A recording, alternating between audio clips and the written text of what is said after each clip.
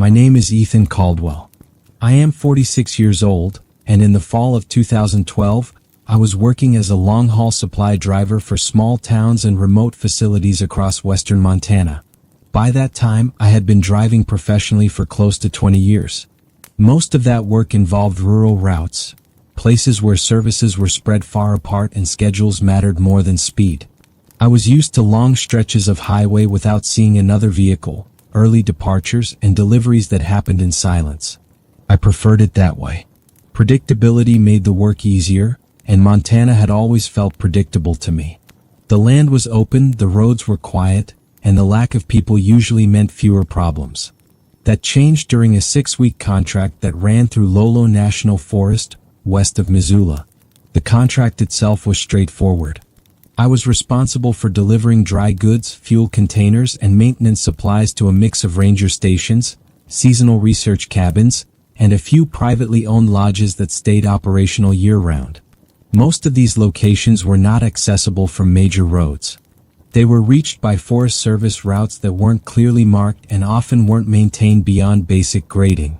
Deliveries were scheduled weekly. The routes did not change. Same roads, same stops, same times. That consistency mattered. When you drive remote supply routes, routine is what keeps everything organized. You learn landmarks, curves, and distances by memory rather than signage. My days began early. I would leave Missoula around 4:30 a.m., usually before the sky had started to lighten. The first part of the drive followed Highway 12 along the river. That stretch was familiar and uneventful. After that, the road narrowed as it entered forest land, and traffic dropped off almost completely. By the time I crossed into the forest boundary, it was common to go 20 or 30 minutes without seeing another vehicle. For the first 2 weeks of the contract, nothing unusual occurred. The drives were quiet, the stops were routine, and the deliveries went as expected. I didn't give much thought to my surroundings beyond what was necessary to do the job safely. It was during the 3rd week that I noticed the truck. It was parked in a turnout roughly 20 miles past the last fuel station. The turnout wasn't associated with a trailhead or scenic viewpoint. It was simply a widened section of road where logging trucks sometimes pulled over. The truck itself was an older pickup, dark green in color. From the angle I passed, I couldn't see a license plate. It was parked nose in toward the trees, angled slightly downhill, as if someone had driven in and shut the engine off deliberately rather than pulling over temporarily. At first, I assumed it belonged to a hunter or forest worker. That wasn't unusual for the area. What caught my attention wasn't its presence. It was its consistency. The truck was there again the next morning. Same spot. Same angle. Same distance from the road. No lights on. No visible movement. I passed that turnout at roughly 5:20 a.m. every day. That timing didn't change. It was still dark enough that my headlights reflected off the truck's windshield as I went by, but I never saw anyone inside. On the 4th morning, I slowed slightly as I passed. I looked more carefully. The truck appeared unchanged. There were no tracks leading deeper into the woods that I could see from the road. No footprints around the vehicle. Nothing that suggested recent activity. I told myself not to overthink it. The forest had a way of making ordinary things seem more noticeable simply because there was less distraction. By the 3rd week, however, I found myself paying closer attention. The truck never appeared on my return trip in the afternoon. Only in the mornings. Only before sunrise. One morning, out of habit, I checked my rearview mirror after passing it. For just a second, I thought I saw the driver's side door open. When I say I saw it, I don't mean I clearly observed it opening. It was more like my brain registered movement without detail.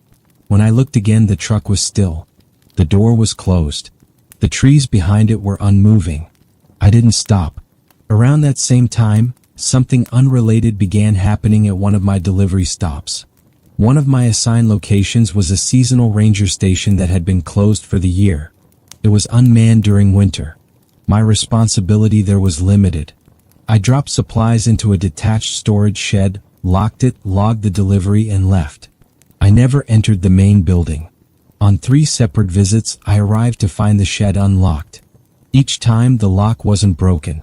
There were no signs of damage. It had been opened cleanly. Nothing was missing. Nothing had been added.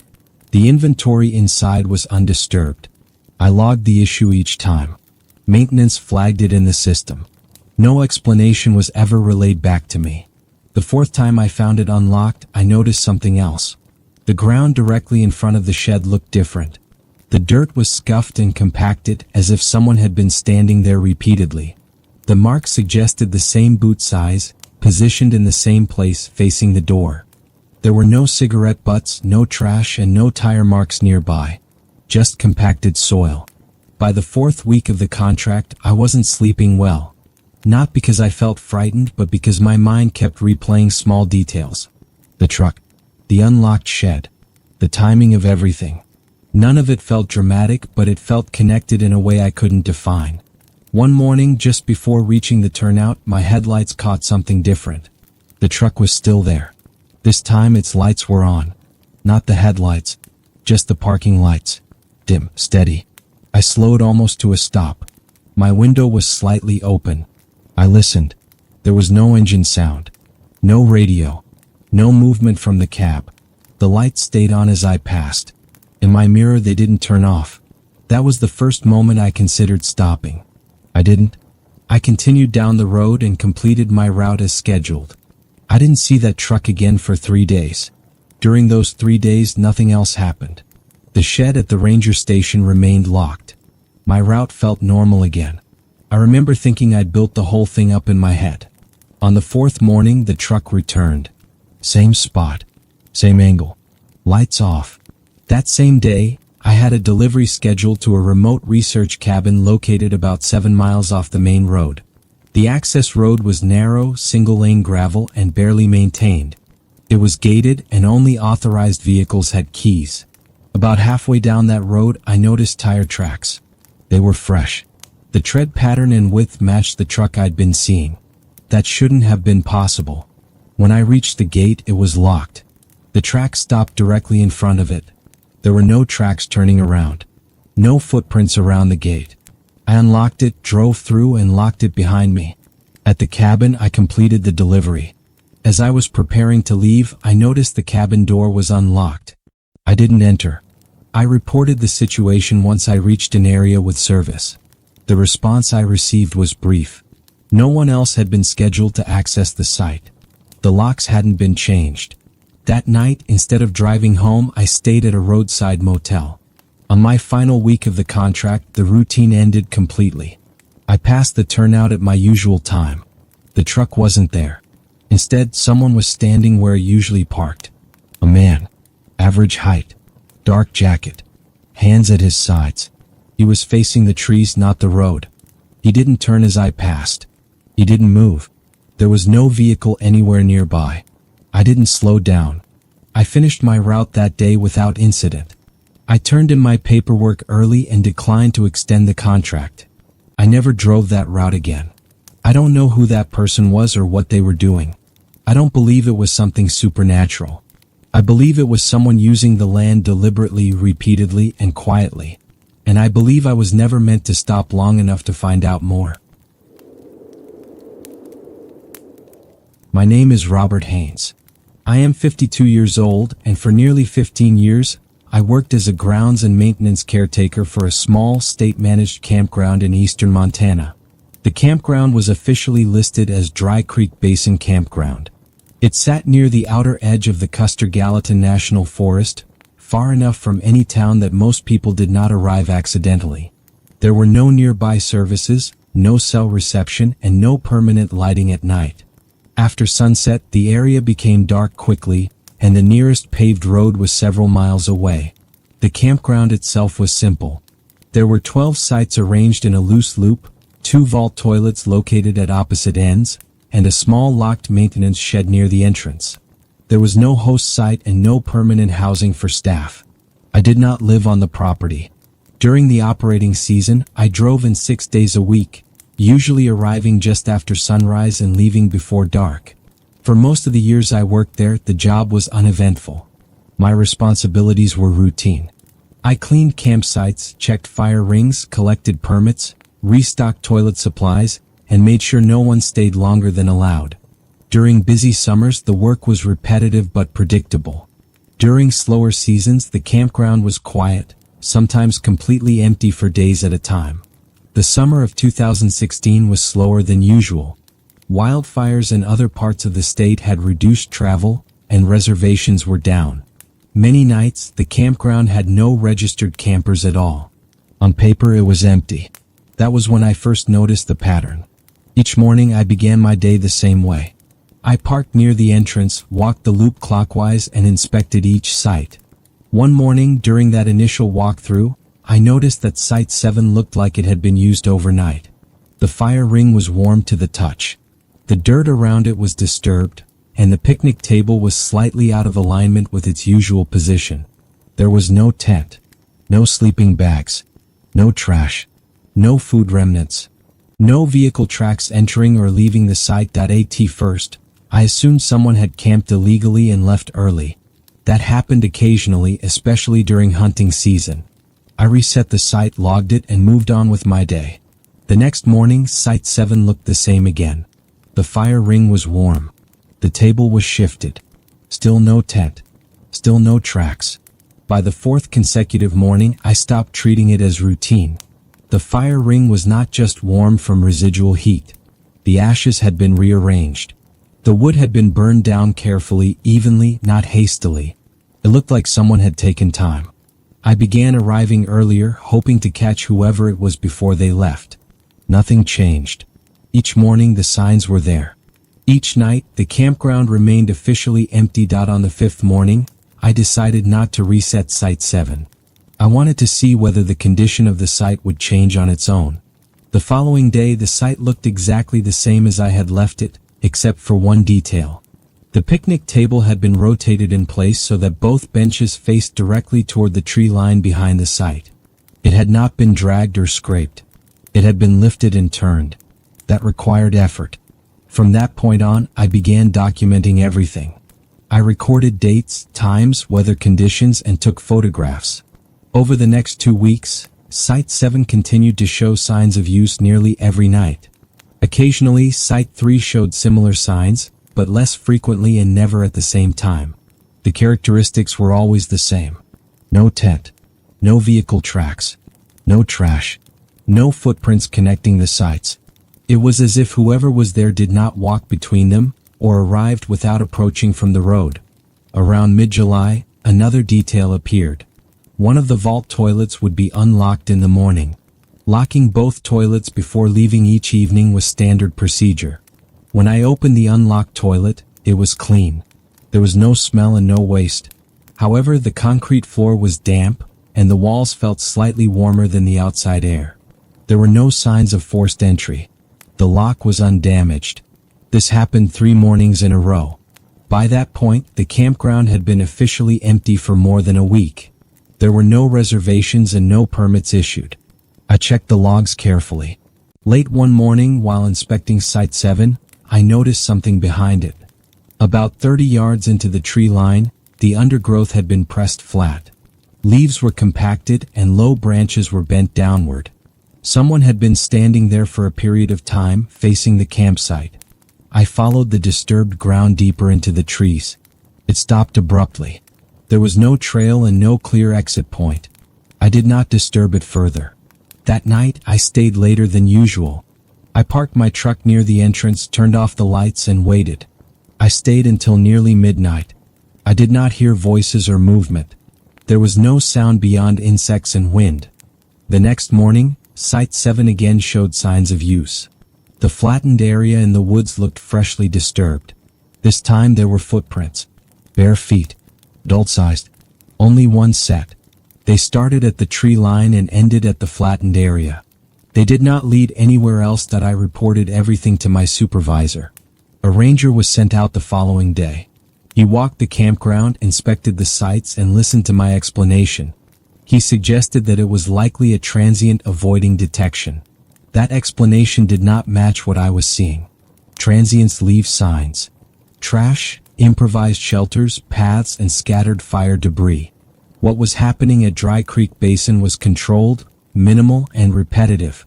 After the ranger left, the activity increased. One morning in early August, I arrived to find every picnic table in the campground rotated. All 12 sites. Same angle. Same direction. Facing the tree line. There were no footprints connecting the sites. Both vault toilets were unlocked. They were clean and dry. The maintenance shed was unlocked as well. Nothing was missing. I stood in the center of the loop road and looked around.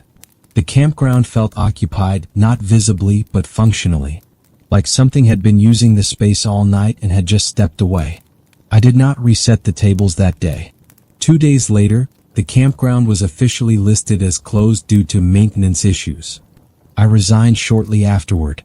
The campground reopened the following season under new staff. I never returned. I still do not believe what happened was supernatural. I believe someone was present there regularly over a long period of time. I believe they understood routines. And I believe the campground was never actually empty at night, even when it appeared that way during the day. My name is Thomas Reed. I am 58 years old, and from 2009 to 2016, I worked as a winter caretaker for a privately owned backcountry cabin in southwestern Montana, near the outer boundary of the Beaverhead Deer Lodge National Forest. The cabin belonged to a retired couple who lived out of state year-round. They used the property occasionally during summer months, but during winter, the responsibility of maintaining it fell entirely to me.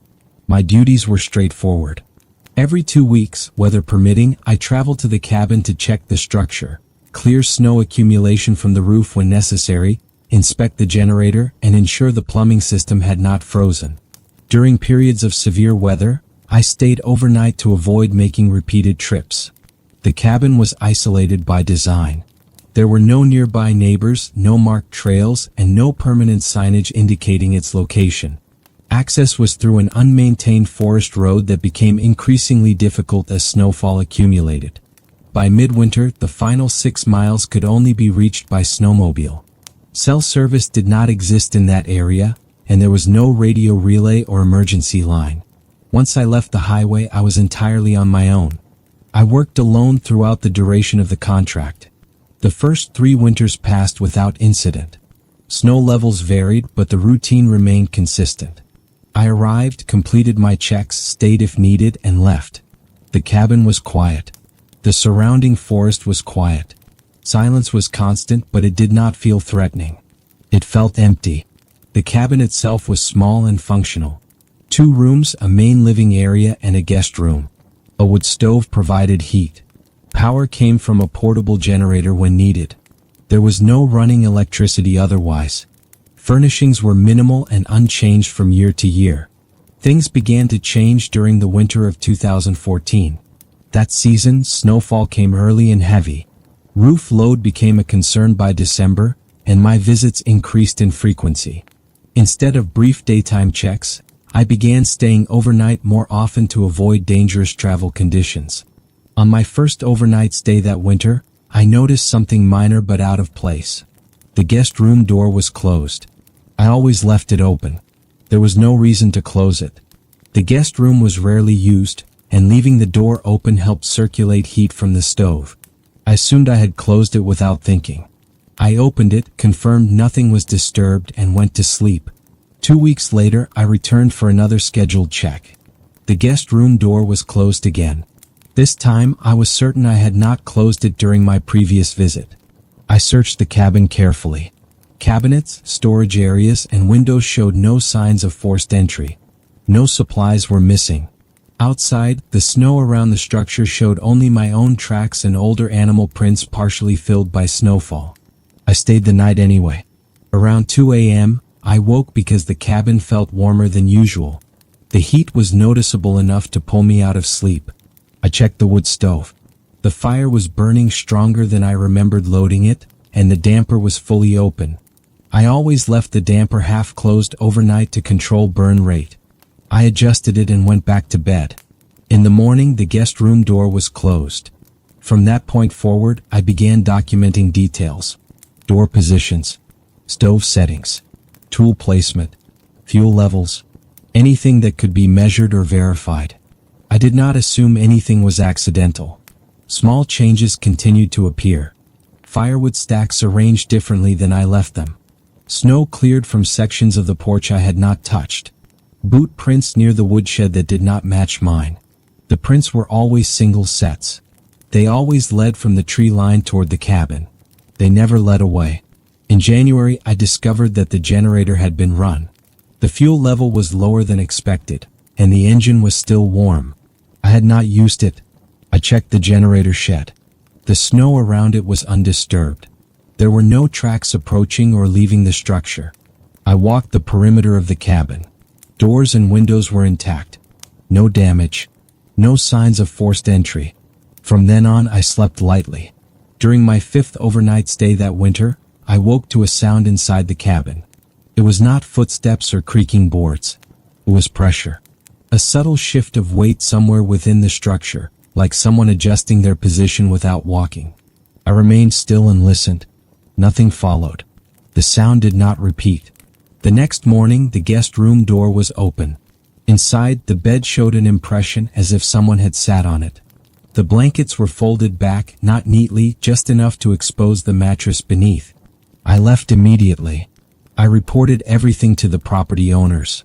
They listened carefully and asked if I wanted to continue the contract. I said yes. I did not want to leave the situation unresolved or unattended. My final visit occurred in late February.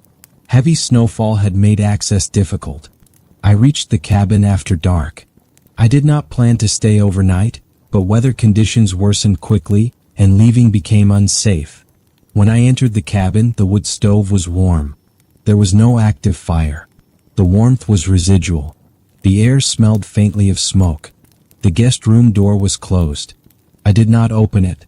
I gathered my gear and prepared to leave, but the snowmobile would not start. The battery was dead. I waited until morning. I did not sleep. At first light, I saw footprints around the cabin. Boot prints. Multiple sets. They circled the structure.